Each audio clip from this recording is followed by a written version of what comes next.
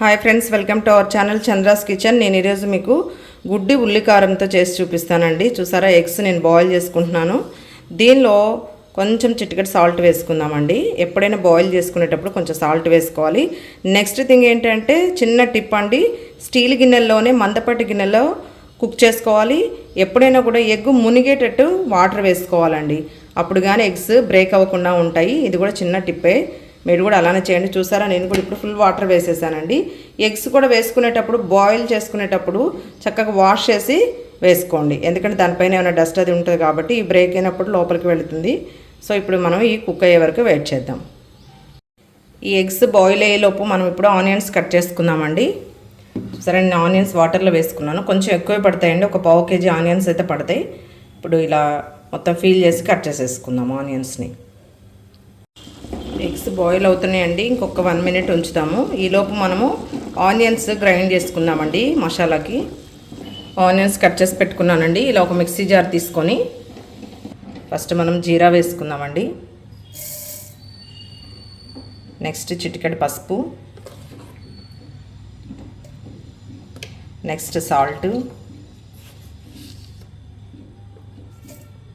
టేస్ట్కి సరిపడా, next red chilli powder. ఇది కూడా మన టేస్ట్కి సరిపడా వేసేసుకోవాలండి ఒకేసారి. ఇప్పుడు మనం కట్ చేసి పెట్టుకున్నటువంటి ఆనియన్స్ వేసుకుందాం. ఈ కట్ చేసినటువంటి ఆనియన్స్ మొత్తం దీనిలో వేసుకోవాలండి. కర్రీ గ్రేవీ అంతా ఆనియన్సే కదా, సో అందుకని నేనైతే 10 ఎగ్స్కి పావు కేజీ ఆనియన్స్ తీసుకున్నానండి. మీరు కూడా అలానే తీసుకోండి, కొంచెం ఎక్కువ ఉంటేనే మనకు గ్రేవీ వస్తుంది కదా. ఇప్పుడు దీన్ని మనము గ్రైండ్ చేసుకోవాలండి. ఎలా గ్రైండ్ చేసుకోవాలని అంటే, మెత్తగా పేస్ట్గా కాదండి, కొంచెం కచ్చా పచ్చగా ఉండాలి. ఇప్పుడు చూపిస్తాను మీకు నేను. ఇప్పుడు చూడండి, చూసారా, ఇలా కొంచెము కచ్చా పచ్చగా ఉండాలండి, మరీ పేస్ట్ లాగా చేయొద్దు. ఆనియన్స్ పీసెస్ అక్కడక్కడ కొంచెం ఉండాలి. ఇప్పుడు ఎగ్స్ బాయిల్ అయినాయేమో చూద్దాం. ఎగ్స్ బాయిల్ అయిపోయినాయండి, చల్లారిపోయినాయి కూడా. ఇప్పుడు మనం వీటిని ఫీల్ చేసేసుకుందాం, పొట్టు తీసేసి సపరేట్ చేసుకుందాం. చూసారా, ఎగ్స్ అన్నీ మనం ఫీల్ చేసి పెట్టుకున్నామండి. ఎగ్స్కి చిన్న ఘాట్ పెట్టుకోవాలండి. ఇప్పుడు చూసారా, ఇలా ఘాట్లు పెట్టుకుంటే ఏంటంటే మనం వేసిన స్పైసెస్ అన్నీ కూడా వీటికి పడుతూ ఉంటాయి అన్నట్టు. ఈ సైడే పెట్టుకోవాలండి, యోకున్న సైడ్ పెట్టుకోవద్దు. ఇలా పెట్టుకుంటే ఏంటంటే ఇవి బయటికి రాకుండా ఉంటాయి. చూసారా, ఆయిల్ పెట్టేసుకున్నాను. ఆయిల్ కూడా హీట్ ఎక్కింది. దీనిలో కొంచెం చిటికెడు పసుపు వేసుకొని మనం ఫస్ట్ ఎగ్స్ ఫ్రై చేసుకుందాం. మనం ఒక్కొక్క ఎగ్ వేసేద్దాం దీనిలో. ఇలా ఘాట్లు పెట్టుకోవటం వల్ల ఏంటంటే అండి, ఎగ్గు పేలటం అట్లాంటిది ఉండదు. నెక్స్ట్ ప్రాసెస్ మసాలా వేస్తాం కదండి, అవన్నీ కూడా స్పైసెస్ చక్కగా లోపలికి పడుతుంది. ఈ కర్రీ మీకు 1 వీక్ వరకు ఉంటుందండి ఫ్రిడ్జ్లో స్టోర్ చేసుకుంటే. లేదు బయట పెట్టినా కూడా 3-4 డేస్ చక్కగా ఉంటుంది, పాడవటం అంటూ ఏమి ఉండదు. మొత్తం మంచి గోల్డెన్ బ్రౌన్ కలర్ వచ్చే వరకు ఫ్రై చేసుకుందాం. ఫ్రై చేసుకునేటప్పుడుగా ఈవెన్గా చేసుకోవాలండి, అన్ని సైడ్స్ ఫ్రై అవ్వాలన్నట్టు. మంచి కలర్ వచ్చిన తర్వాత తీసేసుకుందాం. సో చక్కగా ఫ్రై అయిపోయాయి కదండి. ఇప్పుడు మనము వేరే బౌల్లోకి షిఫ్ట్ చేసేసుకుందామండి. ఇలా సపరేట్ చేసి పెట్టుకోవాలండి. ఇప్పుడు ఈ ఆయిల్లోనే మనం కొంచెం స్విమ్లో పెట్టుకొని ఇప్పుడు పోపు గింజలు వేసుకుందాం. ఆల్రెడీ కాగిపోయింది కదండి, పోపు గింజలు వేసుకొని ఇప్పుడు దీనిలో మనం ఆల్రెడీ గ్రైండ్ చేసుకున్నటువంటి మసాలాని వేసేసుకుందాం. ఆనియన్, ఉల్లి కారంను వేసేసుకుందాం. చూసారా, పోపు గింజలు కూడా ఫ్రై అయిపోయాయి కదా. ఇప్పుడు ఆ పేస్ట్ దీనిలో వేసేసుకుందాం. మనం చూసారా, ఉల్లి కారంను వేసేసామండి దీనిలో. ఇది చక్కగా మంచిగా ఫ్రై అయ్యి ఇప్పుడు మనకు ఆయిల్ ఎలా కనిపిస్తుందో అలా ఉడికిన తర్వాత ఆయిల్ పైకి రావాలండి. ఇది కొంచెం బాయిల్ అయిన తర్వాత అప్పుడు ఎగ్స్ యాడ్ చేసేసుకుందాం. దీనిలో ఇప్పుడు 4 కర్రీ లీవ్స్ వేసుకుందాం. దీన్ని కూడా మిక్స్ చేసేద్దాం.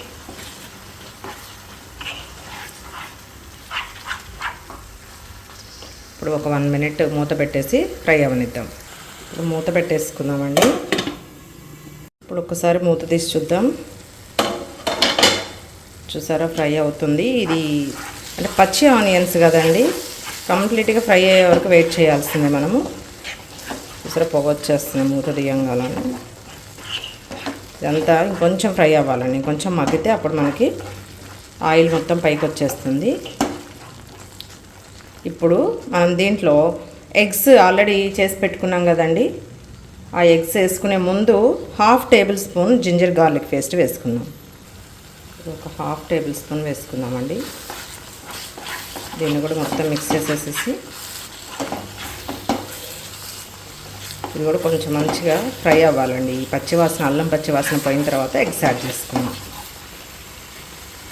ఇప్పుడు మనము ఎగ్స్ యాడ్ చేసుకున్నామండి. ఈ అల్లం వెల్లుల్లి పేస్ట్ కూడా పచ్చివాసన పోయింది కదా. ఇప్పుడు మనం ఆల్రెడీ ఫ్రై చేసి పెట్టుకున్నటువంటి ఎగ్స్ని యాడ్ చేసేసుకుందాం.